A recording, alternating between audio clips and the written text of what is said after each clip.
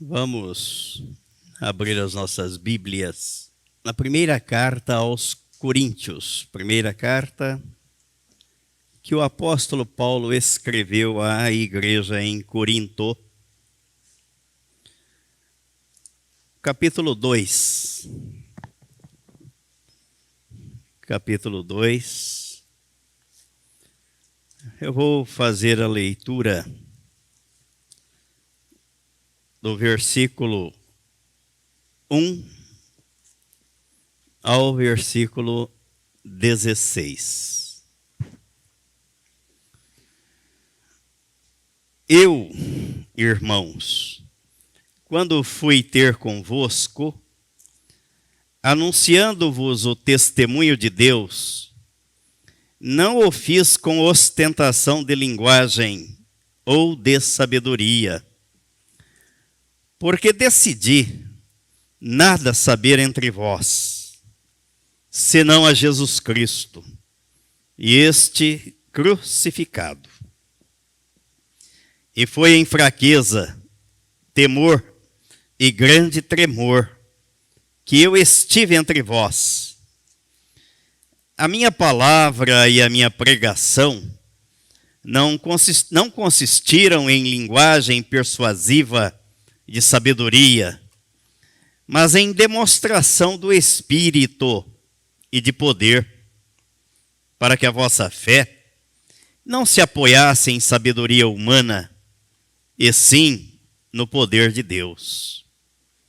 Entretanto, expomos sabedoria entre os experimentados, não porém a sabedoria deste século, nem a dos poderosos desta época, que se reduzem a nada. Mas falamos a sabedoria de Deus em mistério, outrora oculta, a qual Deus pré-ordenou desde a eternidade para a nossa glória. Sabedoria essa que nenhum dos poderosos deste século conheceu. Porque se a tivessem conhecido, jamais teriam crucificado o Senhor da glória. Mas como está escrito, nem olhos viram, nem ouvidos ouviram, e nem jamais penetrou em coração humano o que Deus tem preparado para aqueles que o amam. Mas Deus nos revelou pelo Espírito, porque o Espírito a todas as coisas perscruta, até mesmo as profundezas de Deus. Porque qual dos homens sabe as coisas do homem, senão o seu próprio Espírito que nele está? Assim, também as coisas de Deus, ninguém as conhece, senão o Espírito de Deus. Ora, nós não temos recebido o Espírito do mundo, e sim o Espírito que vem de Deus, para que conheçamos o que por Deus nos foi dado gratuitamente. Disto também falamos, não em palavras ensinadas pela sabedoria humana, mas ensinadas pelo Espírito, conferindo coisas espirituais com espirituais. Ora, o homem natural não aceita as coisas do Espírito de Deus, porque lhes são loucura, e não pode entendê-las, porque elas se discernem espiritualmente. Porém, o homem espiritual julga todas as coisas, mas ele mesmo não é julgado por ninguém. Pois quem conheceu a mente do Senhor, que o possa instruir? Nós, porém, temos a mente de Cristo. Pai querido, muito obrigado pela tua palavra e pedimos que o teu Espírito, este mesmo que nos revela e revelou e inspirou aqueles que escreveram o que temos aqui hoje nas nossas mãos, que ele continue a nos inspirar, a nos revelar a tua palavra, a nos dar a visão do teu reino e fazer-nos andar conforme aquilo que está escrito na tua palavra, num processo de obediência a ti. Muito obrigado, Senhor. Pedimos que Ele visite cada um dos nossos lares, dos nossos familiares, daqueles que ainda estão distantes, daqueles que o Senhor há de trazer para o nosso meio e colocá-los no corpo do Senhor Jesus Cristo. E é em nome de Jesus que nós oramos e te agradecemos. Amém. Quantos já ouviram, já pensaram, já leram e já ouviram algo a respeito deste versículo 16, precisamente o final dele? Nós, porém, temos a mente de Cristo. Quantos já ouviram algo a respeito? A Eunice? É. Confesso que nunca ouvi. Fui preparar a reflexão para a nossa meditação. O que significa ter a mente de Cristo. E o apóstolo faz uma pergunta antes da afirmação. Pois quem conheceu a mente do Senhor que o possa instruir? Nós, porém, temos a mente de Cristo. E, obviamente, todo o contexto que está no entorno do texto da carta, deste capítulo 2, ele está falando a respeito do Espírito Santo. Que cântico tremendo este, né? Navegar no oceano do Espírito. Eu navegarei no oceano do Espírito. Dá para imaginar isso? A primeira coisa que vem à minha mente é que a Terra, o planeta Terra, tem 2/3 de água. E a maior parte são os mares, os oceanos. 2/3. Navegar no oceano do Espírito. Pense nisso.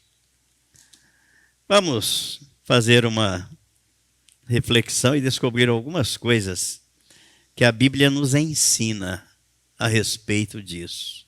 O que é ter a mente do Espírito?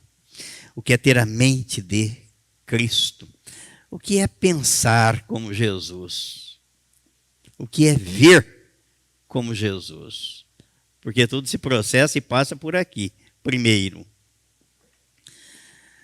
a queda do jardim do Éden afetou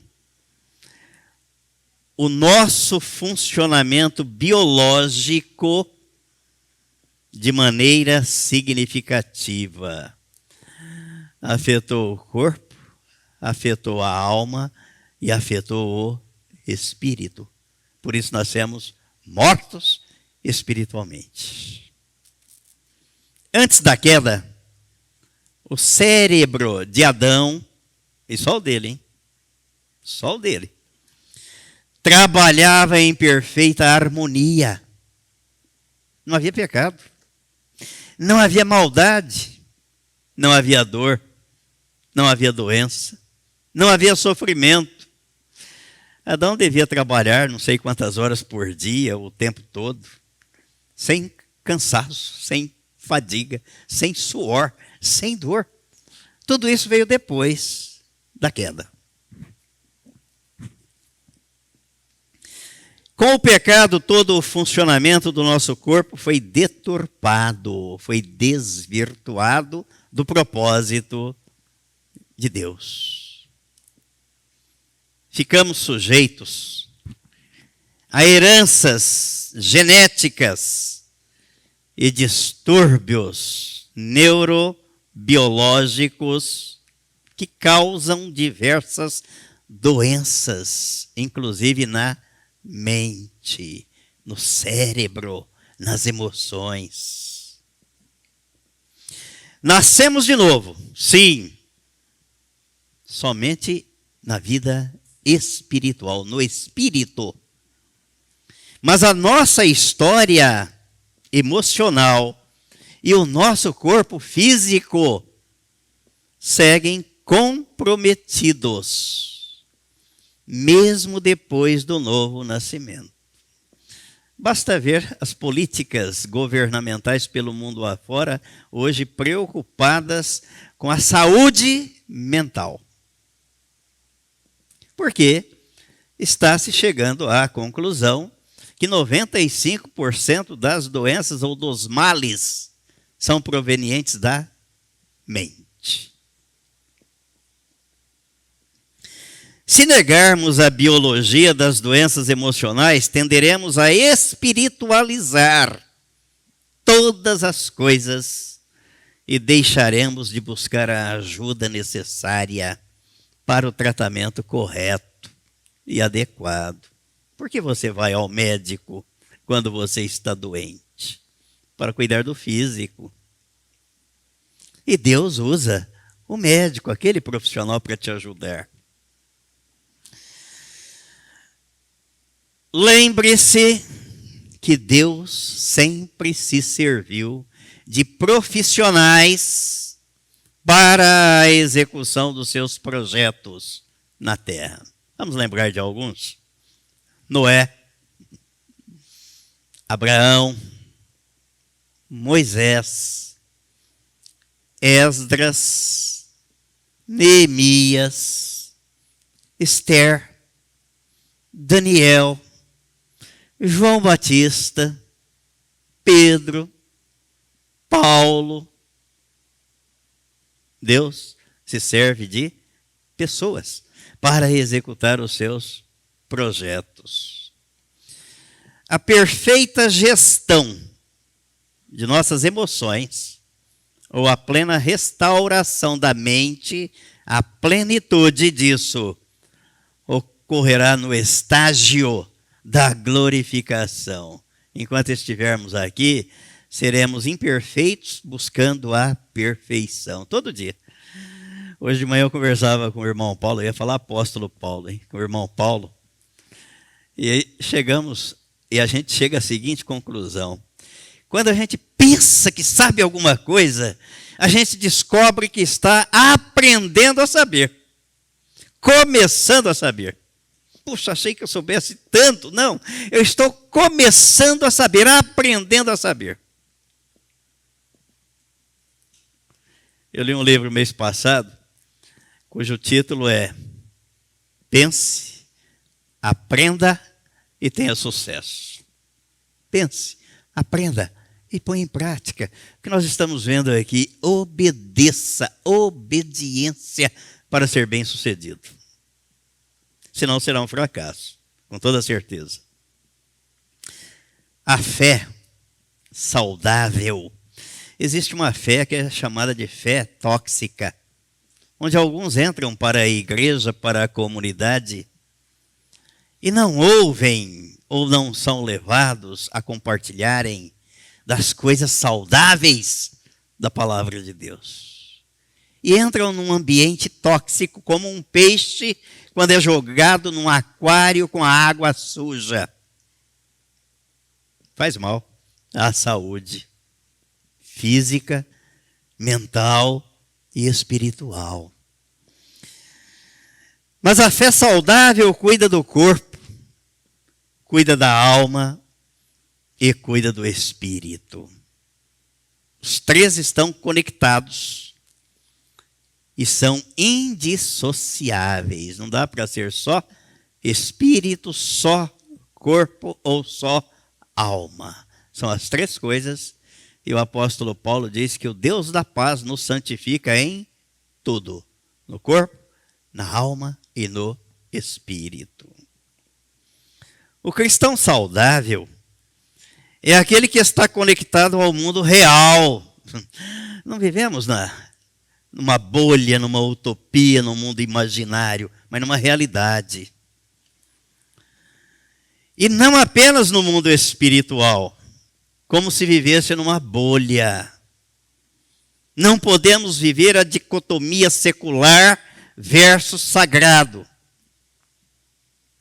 Muitos cristãos adoecem com essa separação. Tudo é espiritual. Nasci de novo, está tudo resolvido. no espírito, mas o seu corpo está sujeito às doenças. E a sua alma, ela tem uma vontade latente e deve ser subordinada, submissa à vontade de Deus para ser saudável. A fé não pode restringir a vida privada, mas deve se conectar aos ambientes, a todos os ambientes nos quais estamos inseridos. Eu estou aqui no planeta Terra, pisando na Terra, respirando o ar que Deus providencia. Não dá para viver isolado numa bolha. Em tudo devemos reter o que é bom, diz o apóstolo Paulo na primeira carta aos Tessalonicenses. Em tudo. Vejam, ouçam, aprendam tudo e retenham aquilo que é bom, aquilo que edifica, aquilo que constrói, aquilo que ajunta. Deus distribui talentos e dons. Dons à igreja, aos regenerados, e talentos para todos, indistintamente, cristãos e não cristãos. O sol nasce, a chuva cai, o ar que respiramos é para todos, sem distinção. O cristão saudável não vive segregado, isolado, separado. Tampouco se refugia em mosteiros, ou viver aqui numa clausura. A fé contemplativa. Jesus mandou é sair para o mundo, ide por todo o mundo. Não é ficar enclausurado por todo o mundo e levar a mensagem do Evangelho a toda criatura, sem distinção. Viva sem receio, sem medo de ser feliz. E desenvolva uma fé saudável. Busque o conhecimento, clame pela sabedoria e por inteligência. O Senhor não nega este pedido. E assim, você será uma luz cada vez maior onde houver escuridão. Jesus disse que o cristão é o sal da terra e a luz do mundo, porque o mundo vive nas trevas. E o cristão tem que fazer a diferença nas trevas, não ser igual às trevas. Deus usou os jovens hebreus no cativeiro da Babilônia e lhes concedeu o que os outros não tinham. Olha o sal da terra e a luz do mundo. Deu a eles sabedoria, conhecimento e inteligência em toda a ciência. Não foi apenas de Deus, ou bíblico, ou das Escrituras. Em toda ciência. E usou Daniel com a inteligência e a cultura que ele mesmo, Deus, havia lhe dado. E o colocou na posição que Deus havia planejado. Falamos sobre José semana passada, vendido pelos irmãos como escravo. E os irmãos não sabiam que era plano de Deus que José fosse governar o Egito. É Deus quem nos prepara e nos coloca onde Ele quer que estejamos. Eu faço essa pergunta. Eu faço. Quando eu descobri essas coisas na Bíblia, Senhor, cadê as boas obras que o Senhor preparou para mim? Ele já preparou. Eu quero executá-las. Eu quero fazer parte do seu projeto. Mostre para mim. Conceda-me essa graça e essa bênção. Eu peço, eu pergunto para ele. E ele mostra, porque ele já preparou. Não é isso que está lá em Efésios 2:10? Nós somos criados por ele em Cristo Jesus para as boas obras, para as quais ele de antemão preparou para que andemos nelas. Então eu pergunto, mostra, Senhor, apresenta as boas obras. Eu quero fazer parte do seu propósito, do seu projeto. O Espírito Santo. Aliás, vamos ler aí Daniel capítulo 1, já que eu mencionei o texto. Daniel capítulo 1, versículo 17. Ora, a estes 4 jovens, Deus deu o conhecimento e a inteligência em toda a cultura e sabedoria. Mas a Daniel deu inteligência de todas as visões e sonhos. Tudo vem dele. Nada vem do acaso, do ocaso ou por acaso. Vem de Deus. O Espírito Santo fornece a capacidade de discernimento, guia e conduz todas as coisas para que cumpramos os propósitos do Pai. Então, antes de nascermos, Deus já havia criado tudo. Já havia preparado tudo, até a nossa salvação. O Cordeiro de Deus foi imolado antes da fundação do mundo. Foi crucificado há 2000 anos em Jerusalém. Mas a salvação já havia sido providenciada. Desde o jardim do Éden, Deus anunciou a Adão como seria a salvação. E os que viveram até a vinda de Cristo viveram crendo que ele viria para salvá-los.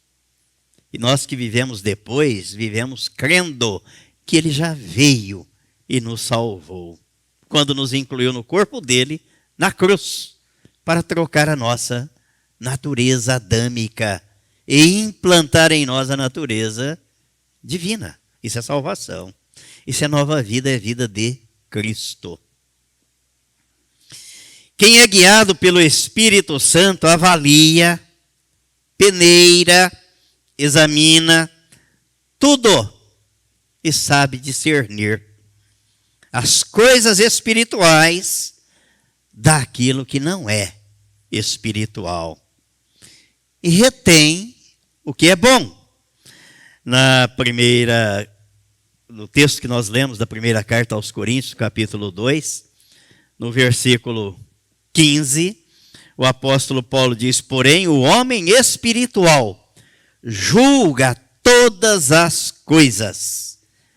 Quem é o balizador do julgamento? Quem é que dá os parâmetros do julgamento? Quem é que dá a orientação, o discernimento e o entendimento, a clareza para o julgamento?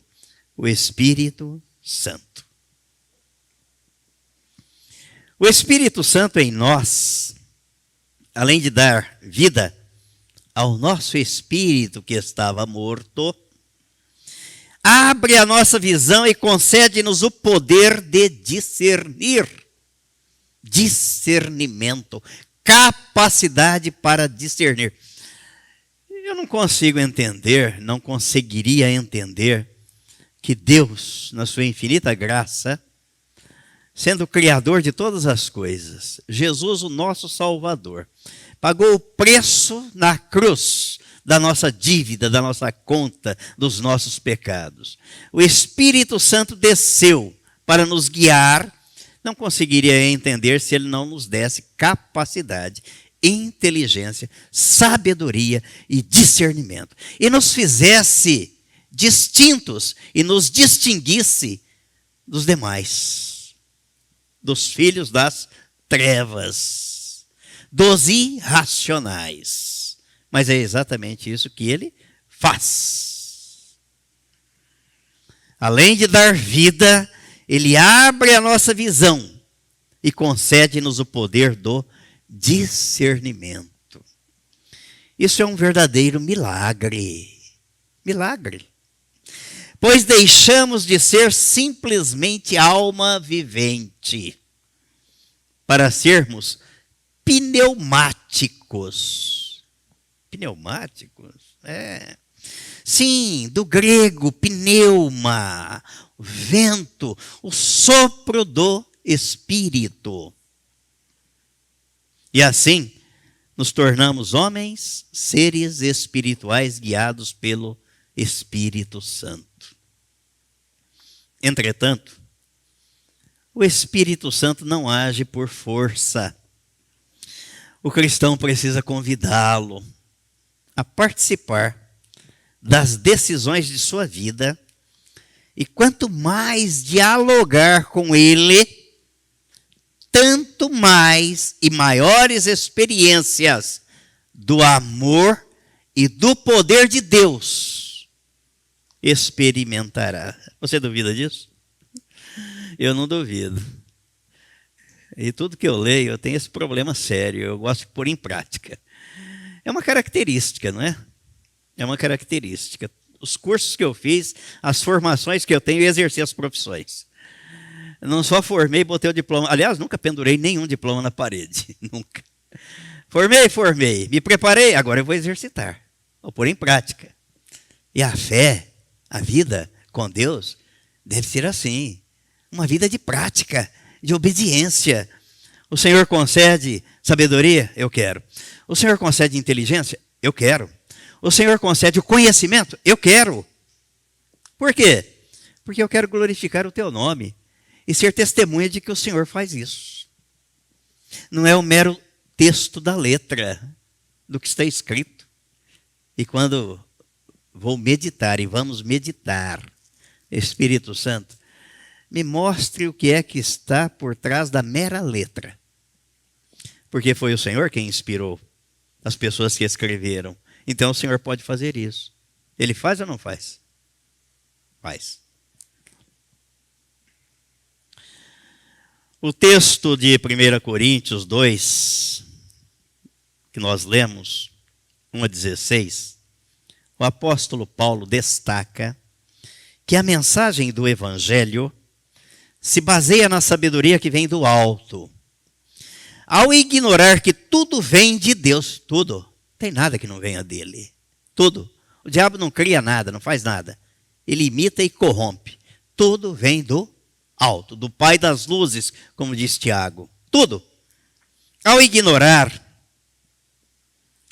que tudo vem de Deus, alguns, como os coríntios, rejeitam o Evangelho.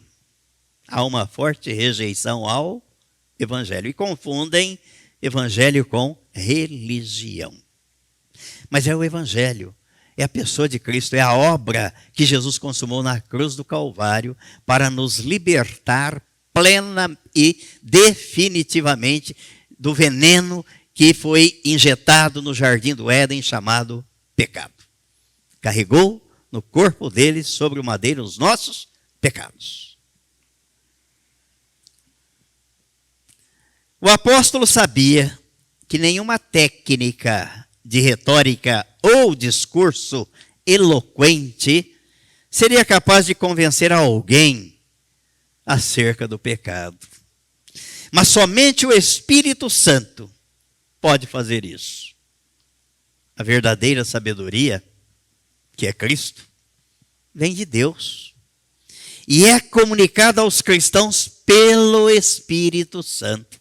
Jesus disse que a primeira tarefa do Espírito Santo ao descer na terra seria convencer o mundo do pecado, da justiça e do juízo. Uma vez convencido, regenerado, nascido de novo, Jesus disse: Ele vos guiará a toda a verdade e vos fará lembrar tudo que eu tenho ensinado. É o Espírito Santo.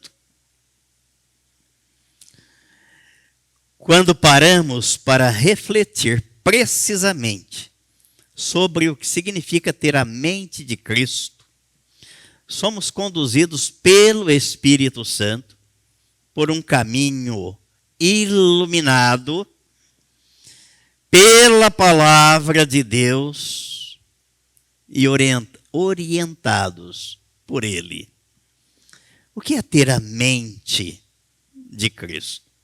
Um fato interessante é que as principais traduções da Bíblia utilizam a mesma frase: ter a mente de Cristo. E no grego, nós temos a mente de Cristo, no grego, está presente em todas as principais traduções. Possuir a mente de Cristo. Compreender, que significa compreender, raciocinar, entender, discernir. Ter a mente de Cristo. Quando o apóstolo Paulo escreve e faz a pergunta no versículo 16: quem conheceu a mente do Senhor e que o possa instruir? Ele se reporta aqui ao que disse o profeta Isaías, no capítulo 43, Isaías capítulo 43, os versículos 13 e 14. Lá, disse o profeta Isaías: quem guiou o Espírito do Senhor? Ou, como seu conselheiro o ensinou? Com quem tomou ele conselho para que lhe desse compreensão? Quem o instruiu na vereda do juízo e lhe ensinou sabedoria e lhe mostrou o caminho de entendimento? As perguntas formuladas pelo profeta Isaías 740 anos antes de Jesus nascer. O apóstolo Paulo destaca a importância crucial de termos a mente de Cristo, numa conexão essencial com a própria essência do Evangelho. A mensagem do Evangelho tem como base fundamental o sacrifício de Jesus Cristo e a inclusão do pecador no mesmo sacrifício. Ter a mente de Cristo faz parte do eterno plano de Deus e é conhecido através das Escrituras reveladas pelo Espírito Santo. A sabedoria de Deus é revelada na cruz, em Cristo. Os que são habitados pelo Espírito Santo são capazes de discernir as coisas espirituais. E, consequentemente, têm a mente de Cristo. Ter a mente de Cristo significa estar unido ao corpo de Cristo. Não dá para ter uma mente fora do corpo. Unido ao corpo de Cristo. Ter a mente de Cristo. Ele é a cabeça desse corpo. Ele comanda o corpo. No mesmo propósito de ter comunhão com Deus. No mesmo espírito. Na mesma visão. Na mesma vontade, na mesma direção. É amar o Senhor e desejar fazer a vontade dele. Refletir a sua glória é ter a mente de Cristo. É receber a boa notícia da salvação revelada na pessoa de Jesus Cristo, por meio da ação do Espírito Santo. Cristo é a cabeça comandando o corpo. Eu sou membro deste corpo. Então eu tenho a mente de Cristo. Isso é profundo, não? É grandioso, não? Ter a mente de Cristo é viver em total gratidão, amor e serviço a Deus. Por amor, não por interesse. Expressando a glória de Deus e falando das suas virtudes. Isso é ter a mente de Cristo. Vamos ver o que é que Pedro escreveu lá na sua primeira carta, no capítulo 2. No capítulo 2.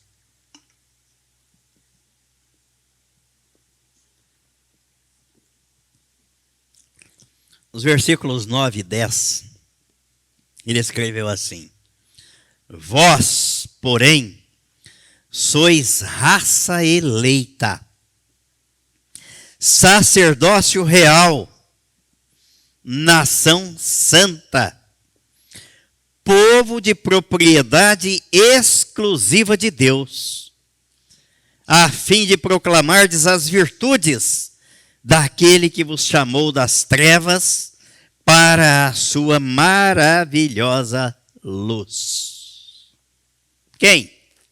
Vós, sim, que antes não erais povo, mas agora sois povo de Deus, que não tinhais alcançado misericórdia, mas agora alcançastes misericórdia. Para quê, Senhor?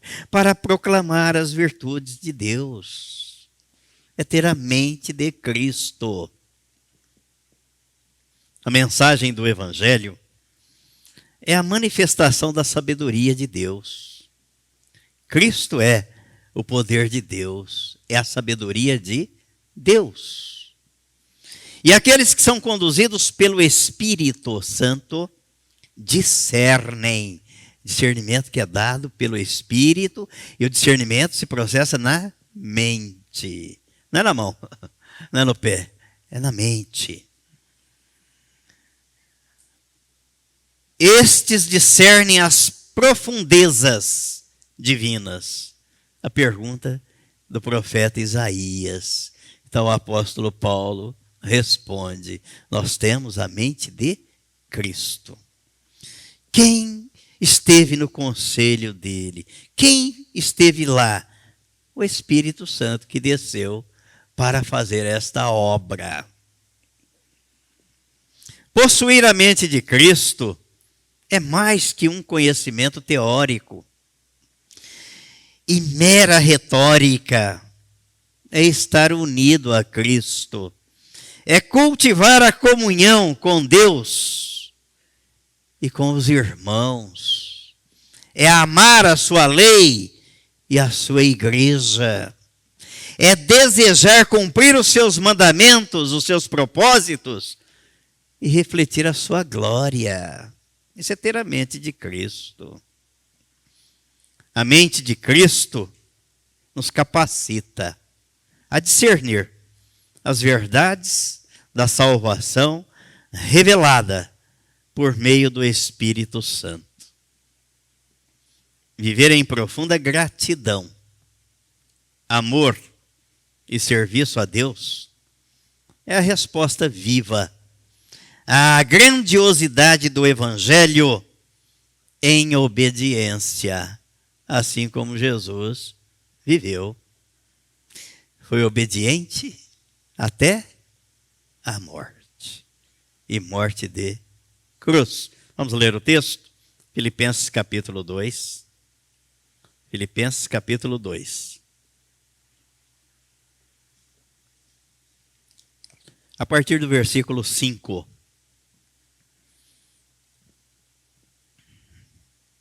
Tende em vós o mesmo sentimento que houve também em Cristo Jesus.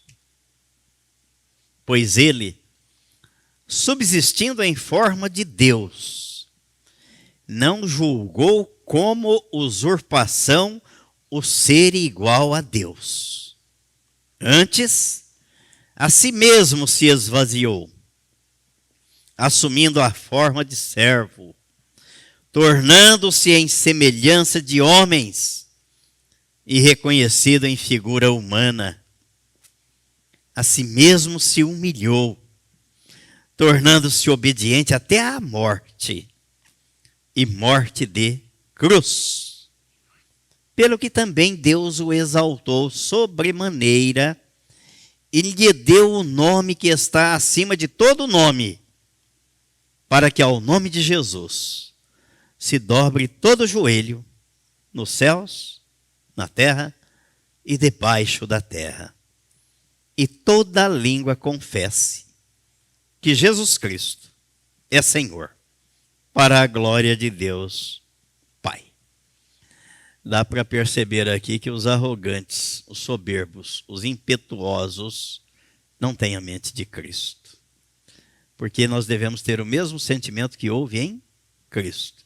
E ele foi humilde. Se humilhou até a morte. E morte de cruz. Conclusão. Ao possuir a mente de Cristo, somos capazes de conhecer e compreender a vontade de Deus. É através da ação do Espírito Santo em nossas vidas que podemos ter essa comunhão e discernimento.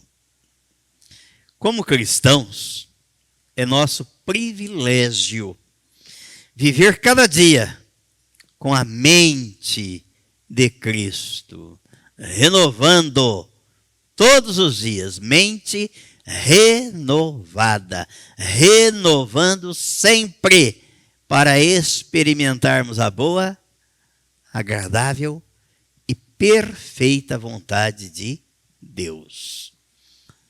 Refletindo a sua glória e anunciando as suas obras, testemunhando a grandiosidade de Deus nas nossas vidas.